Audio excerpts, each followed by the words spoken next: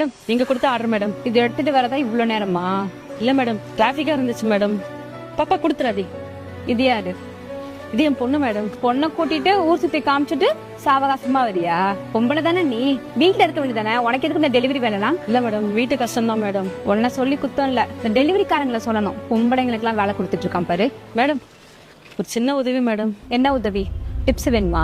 அதெல்லாம் இல்ல மேடம், அர்ஜென்ட்டா பாத்ரூம் போன மேடம். என் பொண்ணுக்கும் எனக்கும் ரொம்ப நேரமா அடக்கிட்டு இருக்கேன் மேடம். Please madam. வா, என் நடு வீட்டுல வந்து போ. வா, நீ வந்து பாத்ரூம் போறதுக்கு தான் நான் இவ்வளோ பெரிய வீடு கட்டி வச்சிருக்கிறேன். அங்க போ, ஏதாவது பப்ளிக் பாத்ரூம் இருக்கும், அங்க போய் போ. நீ வாடி, பசிக்குது, போலாம். ஒரு நிமிஷம் இங்கே இருங்க, நான் எங்க அம்மா கூட்டிட்டு வரேன். அக்கா இங்க உள்ள வாங்கக்கா. பாப்பா எல்லாமே எனக்கு சொன்னா. வந்து ரெஸ்ட் ரூம் யூஸ் பண்ணிக்கோங்க. இல்ல மேடம் பரவாயில்ல இருக்கட்டும் மேடம். இல்ல சொல்ற பேச்சு கேளுங்க, இது நம்ம வீடுதான், வாங்க.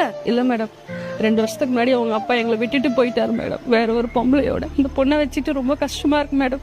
அதனால தான் நான் இந்த வேலை பார்த்துட்டு கொஞ்ச நேரத்துக்கு முன்னாடி ஒரு ஹோட்டல்ல பாத்ரூம் போனேன் மேடம்.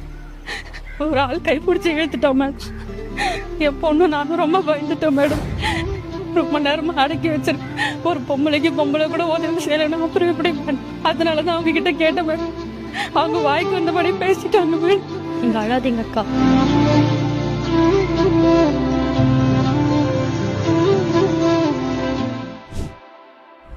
ஏய் நில்லுங்க, யாரு கேட்டு இப்ப நீங்க வீட்டுக்குள்ள வந்தீங்க? அக்கா நீங்க உள்ள போங்க, யார் என்ன சொல்றாங்கன்னு நான் பாக்குறேன். போங்க.